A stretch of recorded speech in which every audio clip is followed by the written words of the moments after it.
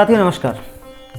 देवनागरी लिपि और हिंदी भाषा की श्रृंखला में वर्ण विचार जो हम देख रहे हैं, उसके पढ़ रहे हैं, जो जानकारी ले रहे हैं वर्ण विचार के संदर्भ में, इसमें हम चौथा बिंदु जो है वो लेकर आपके सामने उपस्थित हैं।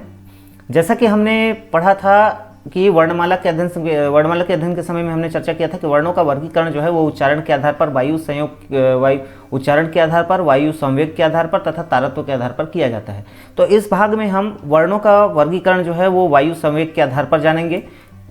इसके बाद हम इसी में आगे देखेंगे कि किस प्रकार तारत्व के आधार पर वर्णों का वर्गीकरण किया जाता है। तो आइए जानते हैं वायु संवेग। सबसे पहले हम आज देखेंगे वायु संवेग, अर्थात वर्णों के उच्चारण में मुख से निकलने वाली वायु की मात्रा। वायु संवेग का तात्पर्य क्या है? वायु संवेग का तात्पर्य है वर्णों के उच्चारण में मुख से निकलने वाली वायु की मात्रा। इस आधार पर जब वर्णों का वर्गीकरण किया जाता है तो उसे माना जाता है कि यहाँ पर वायु संवेग के आधार पर वर्णों का वर्गीकरण किया जा रहा है।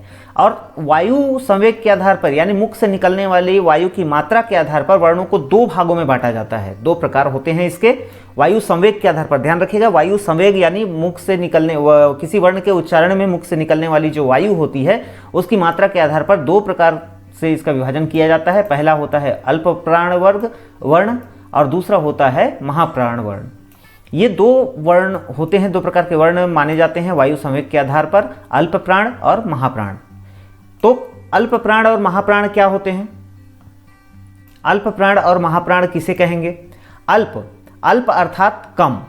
अल्प प्राण में हम देखेंगे कि अल्प का अर्थ होता है कम और प्राण का अर्थ यहाँ पर वायु से लिया गया है। अर्थात जिस वर्ण के उच्चारण में मुख से कम वायु निकलती है वह वर्ण जो है वो अल्प प्राण कहलाता है। मतलब जब किसी वर्ण के उच्चारण में वायु की मात्रा कम हो तो उसे हम अल्प प्राण कहेंगे। सीधी सी बात है कि जिस वर्ण के उच्चारण में वायु की मात्रा मुख से कम हो निकले उसे अल्प प्राण कहा जाता है। इसी प्रकार यदि हम महाप्राण वर्ण की बात करें तो महाप्राण वर्ण में महा का अर्थ अधिक और प्राण का अर्थ वायु से लगाया गया है। तो यहाँ पर हम देखते हैं कि जिन वर्णों के उच्चारण में मुख से अधिक वायु निकलती है वे महाप्राण वर्ण कहलाते हैं। सिंपल सी बात है, साधारण सी बात है कि जिन वर्णों के उच्चारण में मुख से वायु की मात्रा कम निकलती है वे अल्प प्राण वर्ण कहलाते हैं और जिन वर्णों के उच्चारण में अधिक वायु निकलती है वे महाप्राण वर्ण कहलाते हैं। तो हम पहचानें कैसे कि कौन सा वर्ण जो है वो अल्प प्राण है, कौन सा वर्ण जो है वो महाप्राण है? मतलब जो व्याकरण सम्मत बात है वो किस प्रकार हम निर्धारित कर सकते हैं कि कौन से वर्णों को हम अल्प प्राण वर्ण में रखेंगे और किन वर्णों को हम महाप्राण वर्ण में रखेंगे। इस क्रम में हम यदि स्वरों की बात करें तो साथियों ध्यान रखने वाली बात यह है कि स्वर, कोई भी स्वर, जो हम 11 मूल स्वर अध्ययन किए थे, पढ़े थे, जिन 11 मूल स्वरों के बारे में हमने जानकारी प्राप्त किया था, उनमें से कोई भी स्वर जो है वो अल्प प्राण या महाप्राण वर्ण में शामिल नहीं होते। यानी स्वरों को अल्प प्राण या महाप्राण वर्ण में शामिल नहीं किया जाता। तो परीक्षा के दृष्टिकोण से यदि ऐसा प्रश्न आता है कि तो आपको इसमें संशय की कोई स्थिति नहीं होनी चाहिए।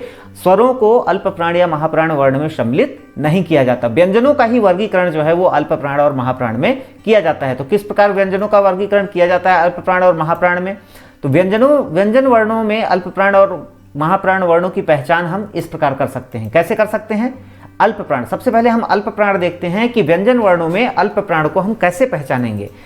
हमने पढ़ा था कि व्यंजन वर्णों में स्पर्शी व्यंजनों का एक समूह होता है। स्पर्शी व्यंजन कल हमने पढ़ा था, अगर पिछले वीडियो में हमने देखा था कि स्पर्शी व्यंजन जो है वो 25 होते हैं। 25 स्पर्शी व्यंजन होते हैं और उनमें से 16 मूल स्पर्शी व्यंजन होते हैं। तो कुल जो 25 स्पर्शी व्यंजन होते हैं उन्हें हमने 5 वर्गों में विभाजित होते हुए देखा था। हमने उसका विभाजन नहीं किया है। हिंदी जो है वो सदियों पुरानी जो वर्णमाला है, तो हमारे ऋषि मुनियों ने वैज्ञानिक रूप से इसका निर्धारण किया हुआ है। तो जो वर्ग निर्धारित किए गए हैं, 5 वर्ग जो निर्धारित किए गए हैं स्पर्शी व्यंजन में, आपको उसका ध्यान होगा। क वर्ग, च वर्ग, ट वर्ग इत्यादि, ये 5 वर्ग जो स्पर्शी व्यंजनों में निर्धारित किए गए हैं। तो उन 5 वर्गों में हम देखेंगे कि प्रत्येक वर्ग में 5 वर्ण होते हैं। प्रत्येक वर्ग में 5 वर्ण होते हैं। जैसा आप नीचे यहाँ पर इस तालिका में देख भी सकते हैं कि क, च, ट, त, प, ये 5 वर्ग जो हैं वो स्पर्शी व्यंजनों के होते हैं। और प्रत्येक वर्ग में 5 ही वर्ण होते हैं। प्रत्येक वर्ग में, जैसे क में क, ख, ग, घ, अंगा, च वर्ग में च, छ, ज, झ, इया। तो प्रत्येक पांचों वर्ग में, प्रत्येक वर्ग में 5-5 वर्ण जो स्पर्शी व्यंजन के वो होते हैं। तो इन पांचों वर्णों में से कैसे पहचाने कि अल्प प्राण वर्ण कौन सा है? साधारण सी बात है, सिंपल सी बात है, एकदम सरल विधि है कि स्पर्शी व्यंजन के प्रत्येक वर्ग के पांचों वर्णों में से पहला, तीसरा और पांचवा, कौन कौन सा? पहला, तीसरा और पांचवा वर्ण अल्प प्राण वर्ण होते हैं। कौन कौन से? पहला, तीसरा और पांचवा। व्यंजन वर्णों की बात कर रहे हैं हम, व्यंजन में भी स्पर्शी व्यंजनों की। स्पर्शी व्यंजनों में पहला, प्रत्येक वर्ण में, प्रत्येक वर्ग में 5 वर्ग जो होते हैं क, च, ट, त, प, इसमें प्रत्येक वर्ग में पहला, तीसरा और पांचवा वर्ण अल्प प्राण वर्ण होते हैं। तो इसका विपरीत क्या बच गया इसमें? इस प्रत्येक वर्ग में क्या बच गया? दूसरा और चौथा। तो दूसरा और चौथा वर्ण जो है वो महाप्राण होते हैं। बस हमें इतना ध्यान रखना है कि स्पर्शी व्यंजनों में प्रत्येक वर्ग में पहला, तीसरा और पांचवा जो है वो अल्प प्राण वर्ण होते हैं और दूसरा और चौथा महाप्राण वर्ण होते हैं। इसे हम अलग अलग भी देख सकते हैं। कैसे देख सकते हैं? देखिए, इनके अलावा यदि हम स्पर्शी व्यंजनों की बात करें तो एक बार फिर से देख लीजिए कि स्पर्शी व्यंजनों के प्रत्येक वर्ग के पांचों वर्णों में से पहला, तीसरा, पांचवा वर्ण अल्प प्राण वर्ण होते हैं। कैसे? क वर्ग में क, ग, अंगा, च वर्ग में च, ज, इया, ट वर्ग में ट, ड, अड़ा और त वर्ग में त, द, न। यहाँ पर थोड़ा सा लिप की त्रुटि है, इसे हम सुधार लेंगे। प वर्ग में प, ब और म। ये जो तीसरा, पहला, तीसरा और पांचवा वर्ण है, 5 वर्ण हैं, ये सारे के सारे अल्प प्राण वर्ण होते हैं। इसके अतिरिक्त दोस्तों, इसके अतिरिक्त अंतस्थ व्यंजन वर्ण, अंतस्थ व्यंजन वर्ण, जितने भी हमारे अंतस्थ व्यंजन वर्ण हैं जो 4 की संख्या में होते हैं, यानी य, र, ल, व, य, र, ल, व, य, र, ल, व, 4, ये चारों भी अल्प प्राण होते हैं। तो इसे हम साधारण तरीके से समझ सकते हैं कि स्पर्शी व्यंजनों में, स्पर्शी व्यंजन के प्रत्येक वर्ग में पहला, तीसरा, पांचवा वर्ण अल्प प्राण वर्ण होते हैं और इसी प्रकार अंतस्थ व्यंजन के चारों वर्ण यानी य, र, ल, व, य, र, ल, व अल्प प्राण वर्ग वर्ण होते हैं। यदि हम बात करें महाप्राण की, महाप्राण वर्णों की, तो महाप्राण वर्ण क्या है? जैसा हमने कहा था कि स्पर्शी व्यंजनों के प्रत्येक वर्ग में पांचों वर्णों में से पहला, तीसरा और पांचवा जो है वो अल्प प्राण होते हैं। तो जो शेष बच जाते हैं यानी दूसरा और चौथा वर्ण, दूसरा और चौथा वर्ण, ये दूसरा और चौथा वर्ण जो है वो महाप्राण होते हैं। यानी इसको इस प्रकार से कहा जा सकता है कि स्पर्शी व्यंजनों के प्रत्येक वर्ग के पांचों वर्णों में से दूसरा और चौथा वर्ण महाप्राण वर्ण होते हैं। जैसे ख, घ, ढ, झ। जैसे क वर्ग में हम देखें तो ख और घ, च वर्ग में हम देखें तो छ और ज, झ, ट वर्ग में देखें तो थ और ड, ढ, ये जो हैं। इसी प्रकार त वर्ग में देखें तो थ और ध, ये जो हैं वो महाप्राण वर्ण होते हैं। इसके अलावा ऊष्म व्यंजनों की बात करें, ध्यान रखिए, अंतस्थ व्यंजन अल्प प्राण वर्ण होते हैं, लेकिन यदि हम ऊष्म व्यंजनों की बात करें तो ऊष्म व्यंजन के चारों वर्ण जो हैं वो महाप्राण होते हैं, महाप्राण वर्ण होते हैं। तो हमने क्या जाना? हमने ये जाना कि स्पर्शी व्यंजनों के प्रत्येक वर्ग में से पहला, तीसरा और पांचवा वर्ण तथा अंतस्थ व्यंजन वर्ण के चारों वर्ण अल्प प्राण वर्ण होते हैं। कौन कौन से? स्पर्शी व्यंजन के प्रत्येक वर्ग में से पहला, तीसरा और पांचवा, पहला, तीसरा और पांचवा, पहला, तीसरा और पांचवा वर्ण, अंतस्थ व्यंजन के चारों वर्ण अल्प प्राण होते हैं। जबकि स्पर्शी व्यंजनों के प्रत्येक वर्ग में से दूसरा, चौथा और ऊष्म व्यंजन के चारों वर्ण जो है वो महाप्राण होते हैं। ये आपको बस इतना ध्यान रखना है कि स्पर्शी व्यंजनों का पहला, तीसरा और पांचवा वर्ण अल्प प्राण होता है, अंतस्थ व्यंजन के चारों वर्ण अल्प प्राण होते हैं। जबकि स्पर्शी व्यंजनों के वर्ण प्रत्येक वर्ग में से दूसरा और चौथा वर्ण महाप्राण होता है। इस प्रकार ऊष्म व्यंजन के चारों वर्ण भी महाप्राण होते हैं। ऊष्म व्यंजन अर्थात श, श, स और ह। और एक विशेष बात और जो है इसमें, पहले हमने चर्चा किया था कि स्वर वर्णों की गणना जो है वो अल्प प्राण या महाप्राण दोनों ही प्रकार के वर्गों में नहीं की जाती है। तो ये इनको पहचानने का आसान तरीका है। स्पर्शी व्यंजन के प्रत्येक वर्ग में से पहला, तीसरा, पांचवा, अंतस्थ व्यंजन के चारों वर्ण अल्प प्राण होते हैं, जबकि स्पर्शी व्यंजन के प्रत्येक वर्ग में से दूसरा, चौथा और ऊष्म व्यंजन के चारों वर्ण महाप्राण होते हैं। और स्वर वर्णों की गणना अल्प प्राण या महाप्राण वर्ग दोनों में ही नहीं की जाती है। अल्प प्राण और महाप्राण वर्णों की चर्चा के बाद अब हम तारत्व के आधार पर वर्णों का वर्गीकरण देखेंगे। तो तारत्व तारत्व अर्थात कंपन। तारत्व अर्थात कंपन। वर्णों के उच्चारण पर होने वाले कंपन के आधार पर वर्णों को दो वर्गों में बांटा जाता है, दो भागों में बांटा जाता है। यूं तो बिना कंपन के किसी भी वर्ण का उच्चारण संभव नहीं है। इसके बाद भी कई ऐसे मतलब कुछ वर्ण ऐसे होते हैं जिनके उच्चारण में हमें कंपन महसूस होता है, हम उसको महसूस कर सकते हैं कि कंपन हो रही है।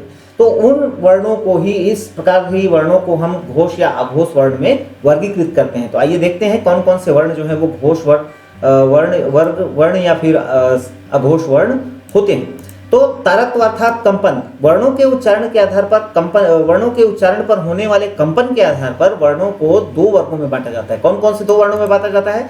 पहला घोष वर्ण और दूसरा अघोष वर्ण। ध्यान रखिएगा, घोष वर्ण को ही संघोष वर्ण कहा जाता है, घोष वर्ण को ही संघोष वर्ण के नाम से जाना जाता है। जैसे हम देखे हैं कि 26 जनवरी या 15 अगस्त की परेड में जब बड़े बड़े जो ड्रम वगैरह बजते हैं या किसी अन्य जगह पर जैसे कोई बाजा वगैरह बजता है किसी और अन्य स्थान पर, तो वहाँ पर कंपन महसूस होता है। यूँ तो बिना कंपन के ध्वनि हमें सुनाई ही नहीं देगी, लेकिन वो कंपन महसूस होता है। उस कंपन का हम अनुभव कर सकते हैं। तो इस प्रकार ही वर्णों के उच्चारण में भी कंपन अनुभव होता है। तो कंपन होता है और उनमें से कुछ कंपनों को हम महसूस कर सकते हैं। तो जिन कंपनों का हम अनुभव कर सकते हैं, जिन कंपनों का हम अनुभव कर सकते हैं, तो ऐसे वर्णों के उच्चारण में जिन वर्णों के उच्चारण में हम कंपन का अनुभव कर सकते हैं, उन वर्णों को ही हम घोष वर्ण कहते हैं। किन्हें कहेंगे घोष वर्ण? जिन वर्णों के उच्चारण में कंपन प्रतीत होता है उन्हें घोष या संघोष वर्ण कहा जाता है। इसकी तुलना में अघोष वर्ण किसे कहेंगे? अघोष वर्ण जिन वर्णों के उच्चारण में कंपन प्रतीत नहीं होता उन्हें अघोष वर्ण कहते हैं। ये तो परिभाषा हो गई।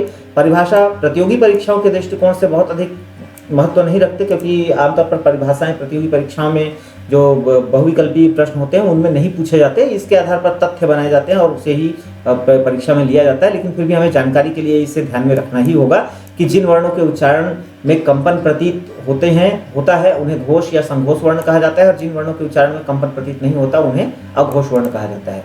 साथियों, घोष वर्ण को ही संघोष वर्ण भी कहा जाता है। ये एक महत्वपूर्ण तथ्य है, इसे ध्यान में रखने की आवश्यकता है कि घोष वर्ण को ही संघोष वर्ण कहा जाता है।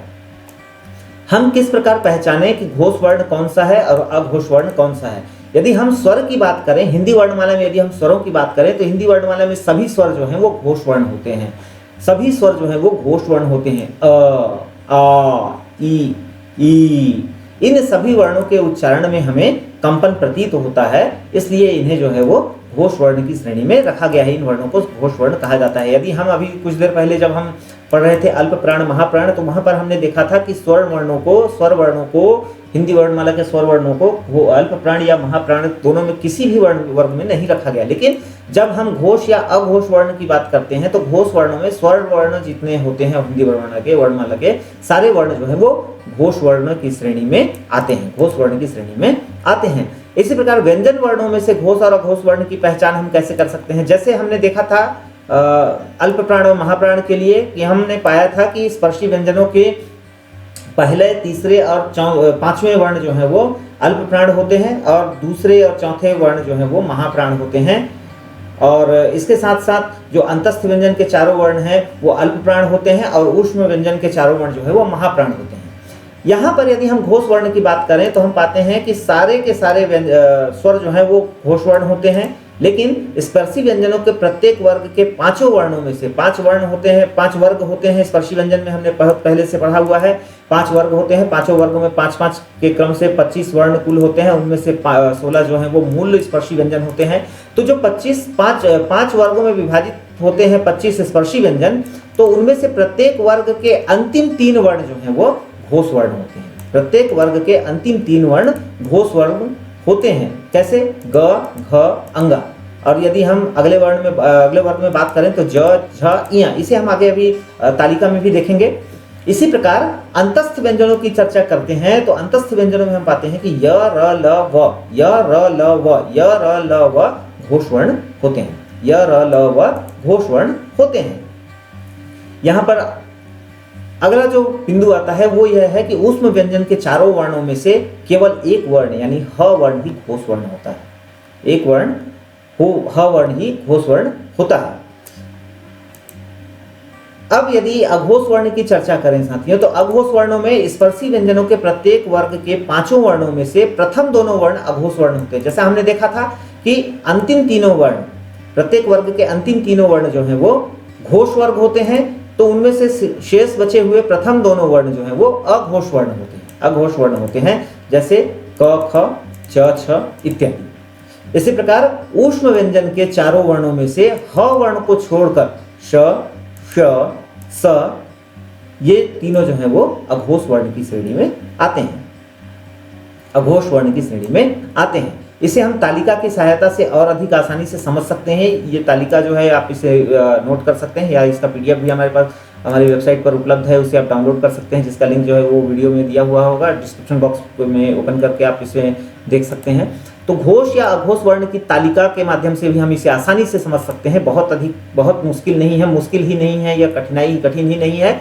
ये हमारा स्पर्शी व्यंजनों की तालिका है, स्पर्शी व्यंजनों की तालिका है, जिसमें क, च, ट, त इस प्रकार 5 वर्ग हैं। पांचों वर्गों में प्रत्येक वर्ग में 5 वर्ण दिए हुए हैं, क, ख, ग, घ, अंगा।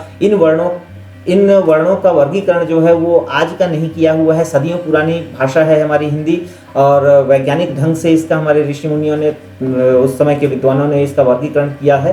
तो इसका वर्गीकरण जो है वो बहुत ही वैज्ञानिक ढंग से किया गया है। इसकी चर्चा हम बाद में कभी करेंगे, और आपने देखा भी होगा।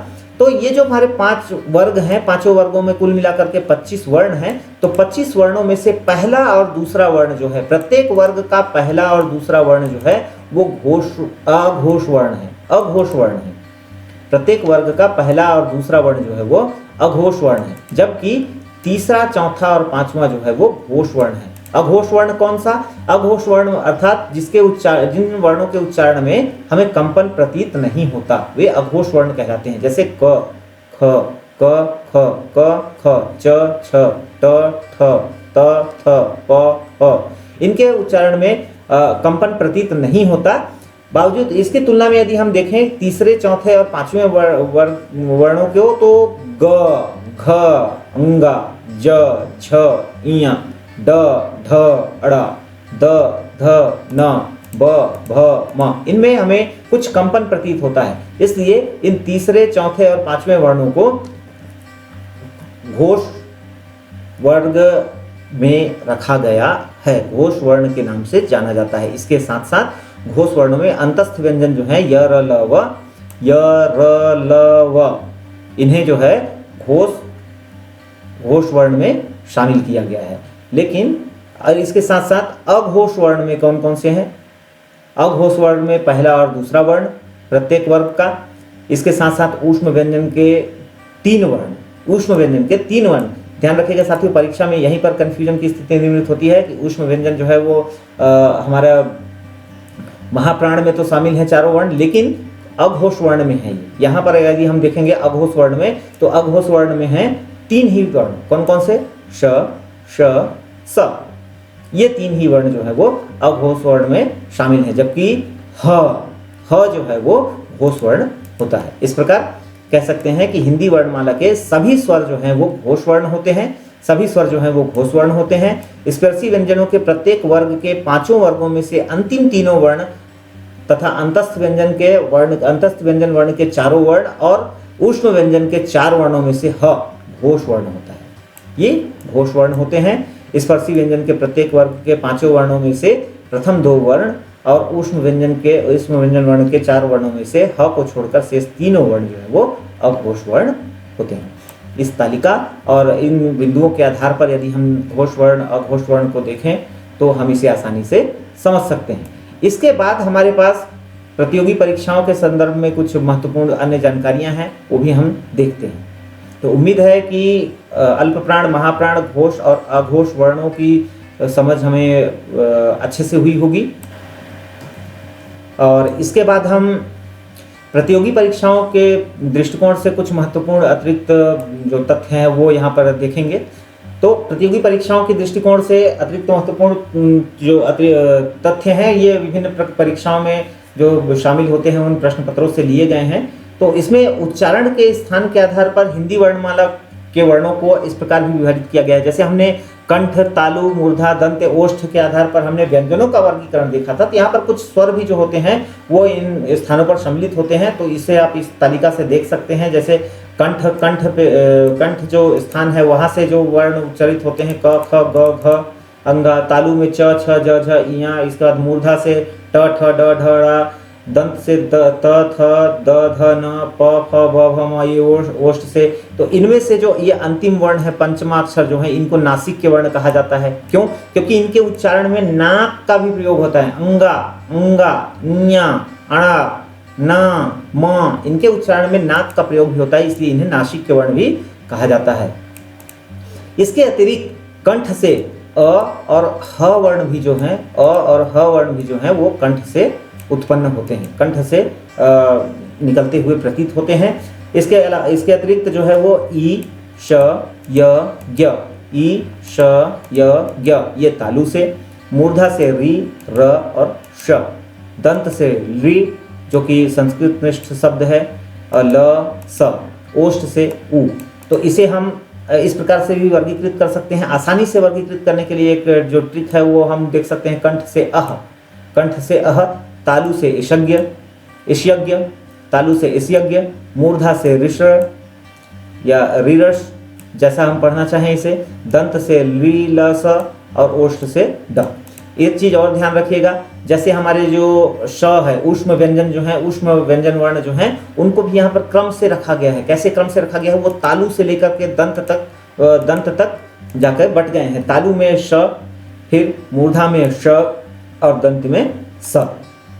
इसी प्रकार कंठ में हम अ ऊपर में देखते हैं और ई जो है उसके ठीक नीचे आ जाता है और उ जो है सबसे नीचे ओष्ठ वर्ण में आ जाता है। तो यदि हम इस क्रम से इसे देखें, कंठ, तालु, मूर्धा, दंत, ओष्ठ, तो इसे समझना थोड़ा आसान हो जाएगा और हमारे लिए यह आसान रहेगा। ये परीक्षा उपयोगी तथ्य हैं कुछ जो परीक्षाओं में आमतौर पर पूछे जाते हैं और यहीं जा कर के हम जो है वो अटक जाते हैं। इसके अतिरिक्त कुछ ऐसे भी वर्ण होते हैं जिनके उच्चारण में ऐसा प्रतीत होता है कि दो स्थानों का प्रयोग हो रहा है। ऐसे भी वर्ण हैं जिनको दो स्थानों के प्रयोग पर बोला जाता है, लेकिन मूल रूप